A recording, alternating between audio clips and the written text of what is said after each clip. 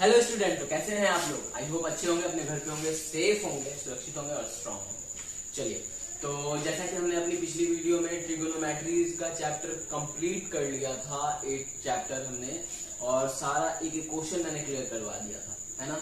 हमने real numbers का भी चैप्टर पढ़ लिया है। अब हम आ गए हैं फिर से वापस टॉप पे। आफ्टर द रियल नंबर हमारा दूसरा चैप्टर, हमारा चैप्टर 2 पॉलिनोमियल्स। हमारा चैप्टर ये 2 है पॉलिनोमियल, जिसका मतलब होता है बहुपद। और आप लोग ऑलरेडी क्लास 9 में पॉलिनोमियल्स के बारे में पढ़ चुके हैं, और हम लोग जानते हैं जो पॉलिनोमियल्स होता है वो क्या होता है, वेरिएबल एंड कांस्टेंट का मिक्सचर और डिग्रीज, वेरी इंपॉर्टेंट, डिग्रीज। और जो डिग्रीज होती है उस पे नॉन नेगेटिव डिग्री रहती है जितने भी वेरिएबल्स होते हैं, है ना। चलो अब इसको समझते हैं क्या है, कैसे है, आइए देखते हैं। तो बेसिकली बहुपद कैसे, किसको कहेंगे हम लोग? अब हम एक टर्म लेते हैं 2x² प्लस 3x प्लस 4, है ना, ये है ना। तो यहां देखो अभी क्या आएगा, ये बहुपद है। क्यों है?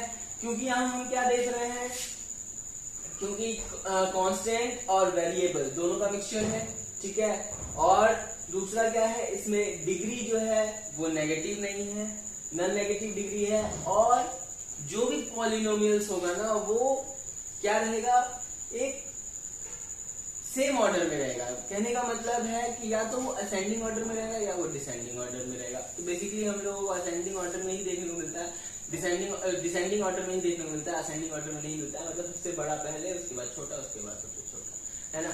तो बेसिकली आप इस चीज को समझ लो, तो ज्यादा टफ नहीं और ज्यादा दिमाग को खर्च भी नहीं करना, आराम से समझना, इजी वे में इस चैप्टर को हमें क्लियर कर लेना, ठीक है।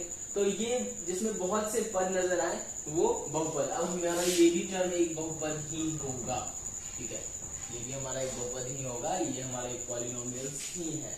लेकिन अगर आप बोलेंगे सर 4 नहीं, तो ये पॉलिनोमियल्स नहीं है ना। ये पॉलिनोमियल्स क्यों नहीं होगा? क्योंकि इसमें कांस्टेंट तो है, वेरिएबल नहीं है। और वेरिएबल कांस्टेंट मतलब जानते हैं आप लोग, वेरिएबल क्या होता है? वेरिएबल क्या होता है? जिसका वैल्यू फिक्स नहीं होता है। और कांस्टेंट क्या होता है? जिसका वैल्यू फिक्स हो। वेरिएबल हमारा क्या होता है? जिसका वैल्यू फिक्स नहीं होता, जैसे x, y, z, इन सब का वैल्यू फिक्स नहीं होता। आपको पता है कि अभी ये x हमारा 2 भी हो सकता है, 3 भी हो सकता है, 4 कुछ भी हो सकता है। तो ये हमारा हो गया वेरिएबल। कांस्टेंट की बात करें तो 2, 4, 6, 8, मतलब कोई भी नंबर, कोई भी रियल नंबर जो जिसका वैल्यू फिक्स्ड हो, तो वो हमारा नंबर कौन सा होगा? वो नंबर होगा कांस्टेंट, क्योंकि वो बदल नहीं सकता है, ठीक है। चलिए ये समझ में आ गया होगा, क्लियर हो गया होगा बहुपद का और वेरिएबल कांस्टेंट। ये ऑलरेडी आपको 9th में क्लियर ही था, इसको मैंने बस थोड़ा सा रिकॉल करवा दिया आप लोगों को। अभी देखो, अभी हम लोग क्या समझने जा रहे हैं, लीनियर पॉलिनोमियल्स, क्वाड्रेटिक पॉलिनोमियल्स और क्यूबिक पॉलिनोमियल्स। अब बोलेंगे सर ये क्या नया चीज आया? नया, आप नए क्लास में आए तो नया चीज भी तो सीखोगे, है ना। अभी पुरानी चीजों को बार बार रिपीट करना अच्छा लगता है क्या? नई नई चीजें सीखेंगे हम लोग। अब पॉलिनोमियल्स में देखते हैं, हमारा जो पहला है लीनियर पॉलिनोमियल्स, वो क्या होता है? लीनियर मतलब रैखिक, जहां बहुपद की संख्या 1 हो। अब इसका मतलब क्या होता है समझो। अब देखो, मैंने लिखा 2x, ठीक है, 2x, या हमने लिखा 2x प्लस 4, ठीक है, या फिर हमने लिख दिया 5x प्लस 3। तो ये हमारा सारा जो पॉलिनोमियल्स होगा, ये सारा पॉलिनोमियल्स कौन सा पॉलिनोमियल्स होगा? Linear polynomials. अब बोलोगे सर कैसे लीनियर पॉलिनोमियल्स? समझिए, लीनियर पॉलिनोमियल्स में क्या होता है ना, जो हमारी डिग्री रहती है ना, वो डिग्री क्या रहती है? 1। तो यहां पर हम क्या देख रहे हैं, x पे डिग्री 1, x का पावर 1, 5 का पावर 1। जहां पे भी पावर या डिग्री आपका 1 रहे वो लीनियर पॉलिनोमियल होगा, ठीक है। लीनियर पॉलिनोमियल समझ गए। अब हम यहाँ पे 5x² प्लस 2x प्लस 3 लिख दे, तो ये हमारा लीनियर पॉलिनोमियल नहीं है, क्योंकि यहाँ हाईएस्ट पावर कितना है 2 और हाईएस्ट पावर 2 है, तो ये लीनियर पॉलिनोमियल नहीं होगा। अगर लेकिन हम आगे से 5x² को हटा दे तो ये हमारा पॉलिनोमियल्स क्या होगा, लीनियर पॉलिनोमियल्स होगा। क्यों? क्योंकि यहाँ हमारा हाईएस्ट पावर कितना है 1, और जब हमारा हाईएस्ट डिग्री का वैल्यू 1 रहता है तो that is the linear polynomial. बस इतना समझ लीजिए, क्लियर, ठीक है। अब यहाँ हम 4x भी लिखेंगे तो that is also polynomial, linear polynomial. Okay, clear हो गया ये चीज। अब आइए क्वाड्रेटिक। लीनियर सीख गए तो क्वाड्रेटिक भी सीख जाओगे। 2x² plus 3x plus 1। अब जो मैंने ये पॉलिनोमियल्स लिखा है इसमें हमारा मैक्सिमम वैल्यू क्या है, डिग्री का मैक्सिमम वैल्यू क्या है, डिग्री का हमारा मैक्सिमम वैल्यू है 2। डिग्री का हमारा मैक्सिमम वैल्यू है 2। तो ये पॉलिनोमियल्स क्वाड्रेटिक होगा। जहां पे डिग्री का मैक्सिमम वैल्यू 2 है वो पॉलिनोमियल्स कौन सा पॉलिनोमियल्स होगा, क्वाड्रेटिक पॉलिनोमियल्स। आई बात समझ में? क्वाड्रेटिक पॉलिनोमियल्स में बेसिकली क्या होता है ना, जो आपकी डिग्री की वैल्यू रहेगी वो 2 रहेगी, है ना। 2 से ज्यादा, मतलब स्क्वायरिंग से ज्यादा नहीं होनी चाहिए, है ना। स्क्वायर रहेगा, हाईएस्ट आपका स्क्वायर रहेगा। अगर आपको मैं यहाँ पे 2 के जगह मैं 3 लिख दूं तो that is not a quadratic polynomial. वो क्वाड्रेटिक नहीं रह जाएगा फिर, तब ये हमारा हो जाएगा गलत, है ना। लेकिन अगर हम 5x² प्लस 2x प्लस 1 हमने लिखा तो ये हमारा पॉलिनोमियल्स क्या है, क्वाड्रेटिक। क्योंकि इसमें हाईएस्ट डिग्री वैल्यू कितनी है हमारी 2, और हाईएस्ट डिग्री वैल्यू 2 है, इसीलिए ये पॉलिनोमियल हमारा क्वाड्रेटिक पॉलिनोमियल्स होगा। क्लियर हो गया?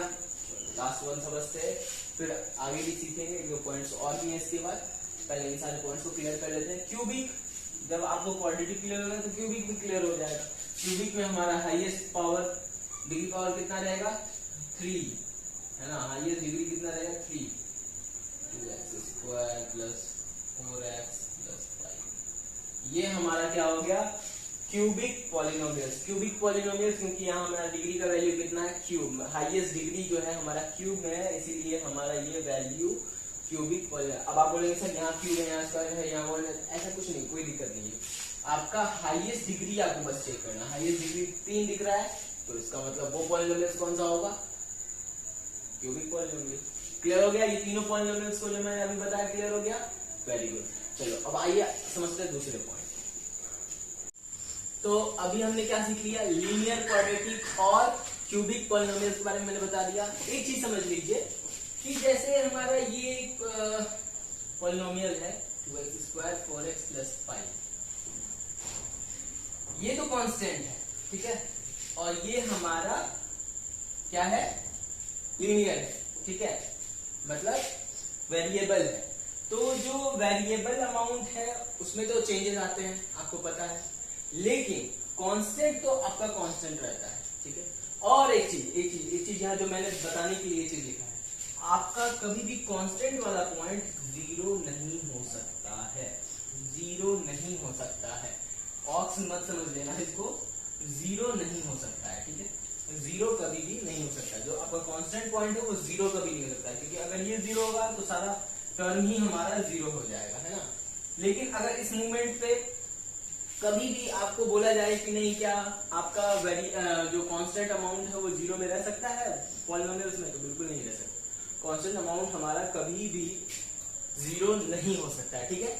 चलिए अभी एक चीज अब यहाँ पे ध्यान देते हैं, जो अगला टॉपिक है उसको देखते हैं क्या है। अब है जीरो ऑफ पॉलिनोमियल, इस चैप्टर का नींव, है ना। और ये है हमारा value of polynomial at x equal to k। इसको पहले जान लेते हैं, 2 मिनट का बात है, वो समझ लीजिए। ये बोला जा रहा है कि वैल्यू ऑफ पॉलिनोमियल का value x equal to k पे, मतलब पॉलिनोमियल को आप px लिखते हो ना, है ना।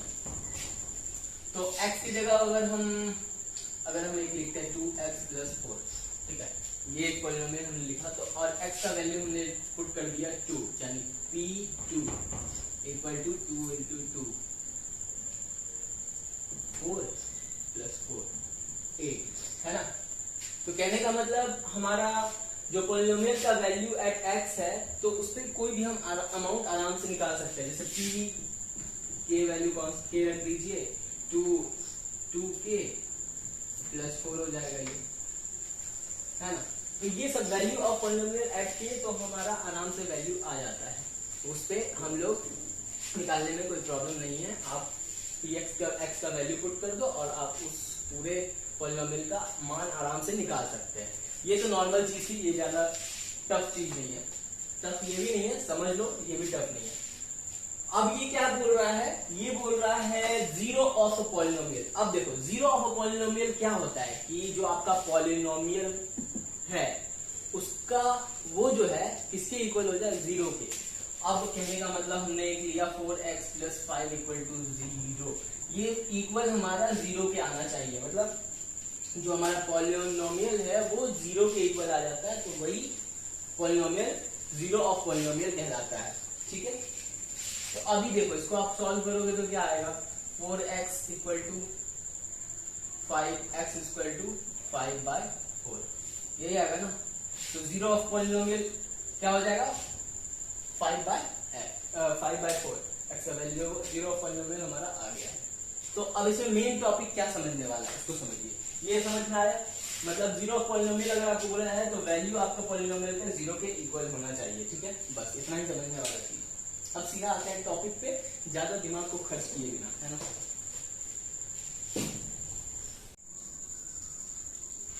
तो अभी हमने क्या देखा, अभी हमने देख लिया कि वैल्यू ऑफ पॉलिनोमियल एट के, एक्स का वैल्यू कोई भी उसके मान करके आप कुछ भी निकाल सकते हो, वो पॉलिनोमियल का वैल्यू। और हमने क्या देखा, जीरो ऑफ पॉलिनोमियल हम समझ गए। जीरो ऑफ पॉलिनोमियल क्या था कि हमारा जो पॉलिनोमियल है वो किसके इक्वल हो जाए, जीरो के इक्वल हो जाए, तो उस अकॉर्डिंग जो वैल्यू आता है।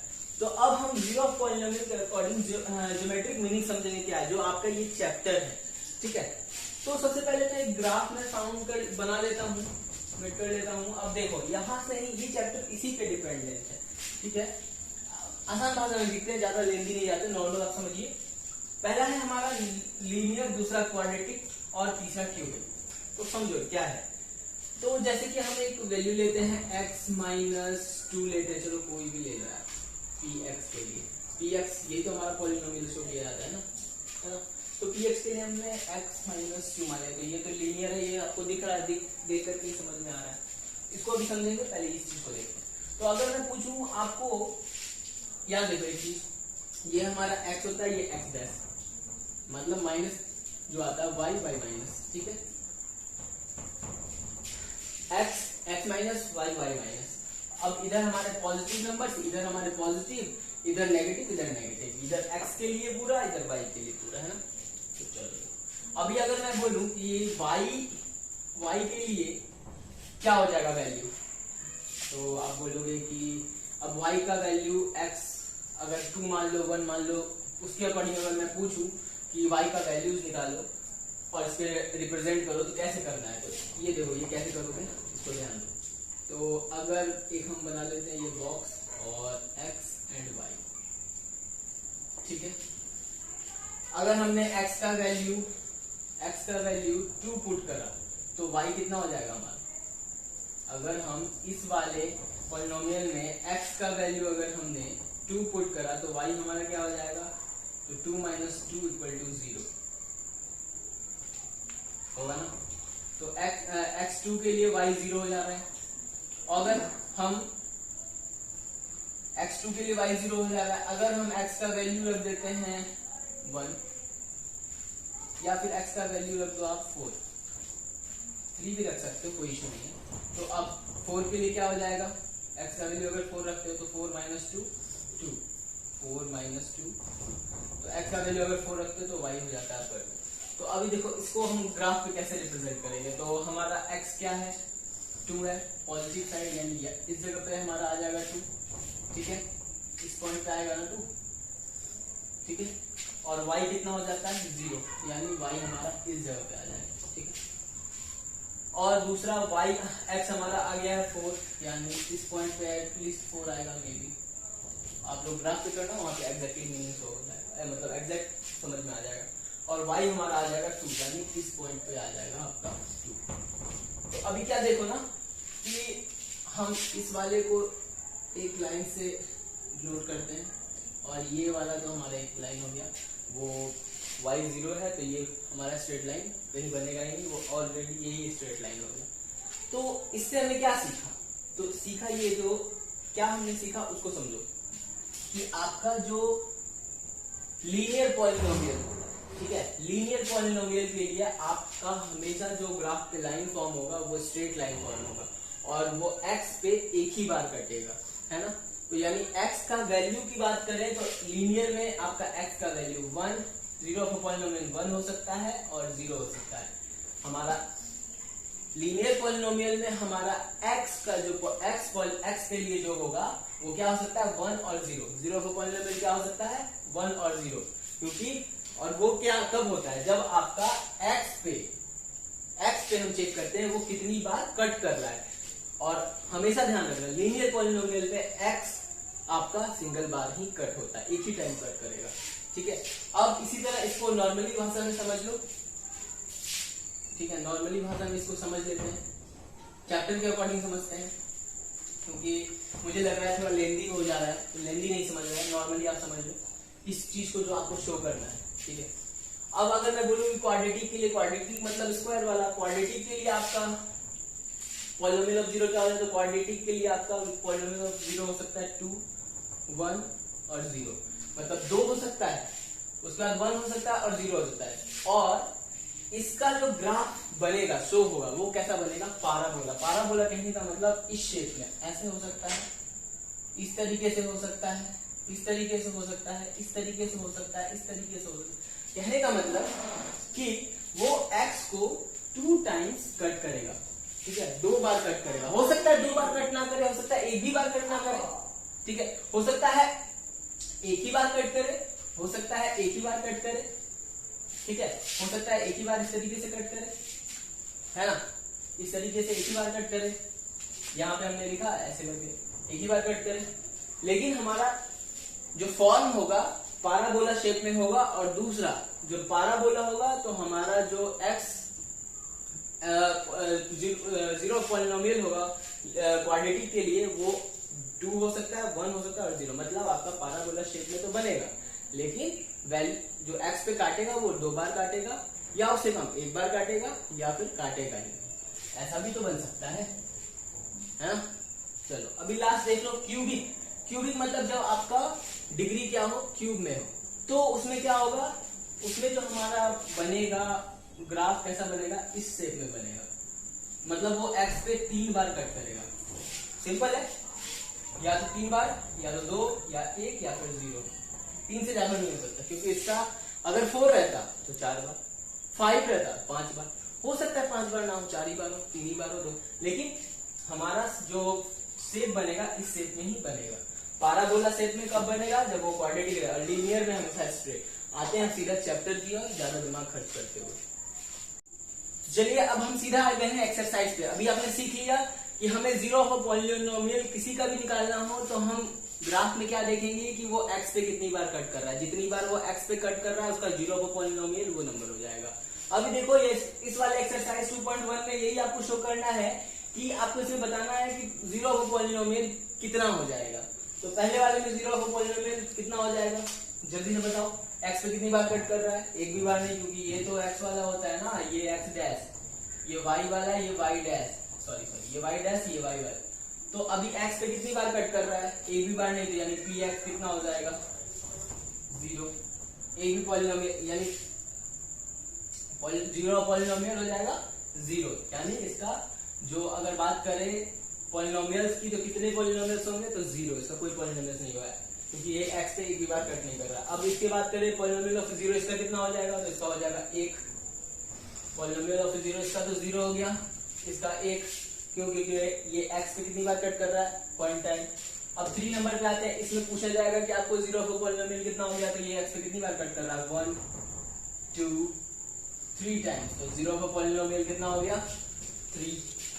देखो हम जो चैप्टर समझ रहे थे ये वाला काफी लंबा लग रहा था, काफी लेंदी टाइप का लग रहा था, समझ में आ रहा है नहीं आ रहा है, कुछ मतलब उलझा कॉन्सेप्ट, लेकिन चैप्टर पे है तो बहुत ही आसानी तरीका से मैंने बता दिया। इसमें बेसिकली आपको शो यही करना है कि आपको निकालना है जीरो ऑफ पॉलिनोमियल, ठीक है। तो जीरो ऑफ पॉलिनोमियल निकालने के लिए किसी भी ग्राफ को आप देखना है तो उसमें देखो कि आपका जो कट हो रहा है वो x एक्सिस पे कितनी बार कट हो रहा है ग्राफ में। तो यहाँ पे हमारे एक्स एक्सिस पे एक भी बार कट नहीं होता, इसका 0 हो पॉलिनोमियल क्या हो जाएगा, लड्डू 0। ठीक है, इसकी बात करें तो इसका 0 हो पॉलिनोमियल कितना हो जाएगा, 1 क्यों हुआ, क्योंकि ये एक्स एक्सिस पे 1 बार कट किया। इसमें बात की है 3 बार कट कर रहा है, 3 हो जाएगा। समझ में आ गया, क्लियर, बस इतना ही कॉन्सेप्ट समझना है। अब इसमें देखेंगे, इसमें एक्स पे कितनी बार कट हो रहा है, तो 2 बार, तो इसका 0 हो पॉलिनोमियल हो जाएगा 2। एक यहाँ कट हो रहा है, 2 बार कट हो रहा है, तो इसलिए इसका 0 हो पॉलिनोमियल हो गया 2। 5 की बात करें तो इसमें कितनी बार एक्स पे कट हो रहा है, तो 1 2 3 4 टाइम्स, 4 टाइम्स कट हो रहा है ना, तो इसका 0 हो पॉलिनोमियल कितना हो जाएगा, 4। अब 6 नंबर की बात करें तो इस पे कितना हो जाएगा, 1 2 3, कितनी बार कट हो रहा है, 3 टाइम्स, तो 0 हो पॉलिनोमियल 3 हो जाएगा। अब बोलोगे, अब क्या बोलोगे, सर आप मुझे ये भी बता दो कि ये कौन कौन सा पॉलिनोमियल है। पहला कौन सा पॉलिनोमियल है, ये लीनियर हो जाएगा। ये है नहीं आपके बुक में, बट मैंने आपको बता दिया, ये भी हमारा लीनियर हो जाएगा। मे बी ये लीनियर भी हो सकता है, और ये दूसरा आपको क्वाड्रेटिक भी हो सकता है, और ये तीसरा क्या हो सकता है, क्यूबिक भी हो सकता है। ठीक है, लेकिन ये बेसिकली आपका क्वाड्रेटिक में आएगा। क्यों, क्योंकि क्वाड्रेटिक में मैंने बताया था आप लोग को शेप जो है इस टाइप का बनता है, और ये शेप भी उसी टाइप का बन रहा है, लेकिन क्वाड्रेटिक में होगा उसमें पैराबोला बनता है। ठीक है, अब देखो यहाँ पे 3 बार कट रहा है, ये आपका कौन सा है, ये हो जाएगा क्यूबिक, है ना, क्योंकि इसमें 3 टाइम्स कट रहा है, ये क्यूबिक हो गया, है ना। ये आपका पैराबोला क्वाड्रेटिक, ये आपका क्यूबिक से ज्यादा हो गया, मतलब 4 बार कट रहा है, यानी x की पावर 4 होगा। यहाँ पे x की पावर 3 था तो 3 टाइम्स कटा, 4 था तो 4 टाइम्स कट दिया। 4 से कम हो सकता है, इसमें 4 से कम रह सकता है, जहाँ पे x की पावर 4 रहेगा 4 से कम या 4 के इक्वल, लेकिन x पे पावर के अकॉर्डिंग हम वो भी जज कर सकते हैं। 3 टाइम्स था। आगे बात समझ में, ये आपका कौन सा हो गया, या तो ये क्वाड्रेटिक हो सकता है या नहीं, तो अगर x पे पावर 4 होगा तो उसके अकॉर्डिंग ये करेक्ट है ना। तो आपको बेसिकली ये जानने की जरूरत नहीं है, क्योंकि ये पूछा ही नहीं जाता एग्जाम में, या आगे भी नहीं पूछा जाएगा, है ना। मेन जो आपका टॉपिक जानने वाला है वो ये है कि इस ग्राफ को देख करके हम कैसे बता सकते हैं कि 0 ऑफ अ पॉलिनोमियल कितना होगा। तो आपको समझ में आ गया कि x पे जितनी बार कट होता है वही उसका 0 ऑफ अ पॉलिनोमियल कहलाता है। ठीक है, समझ में आ गई बात। ये चैप्टर हमारा 2.1 एक्सरसाइज हो गया कंप्लीट। ठीक है, अब हम लोग ज्यादा लेंदी प्रोसेस में ही समझेंगे। अब हम लोग नेक्स्ट एक्सरसाइज 2.2 को समझेंगे। उससे पहले इस वीडियो को आप देखो, समझो, कॉन्सेप्ट समझो। मेन कॉन्सेप्ट तो आपको एक्सरसाइज जो मैंने बताया वो देख के ही समझ आ जाएगा।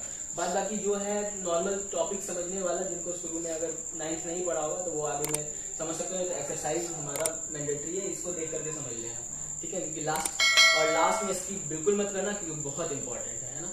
चलो मिलते हैं अगली वीडियो में। Bye bye, take care, stay safe at home.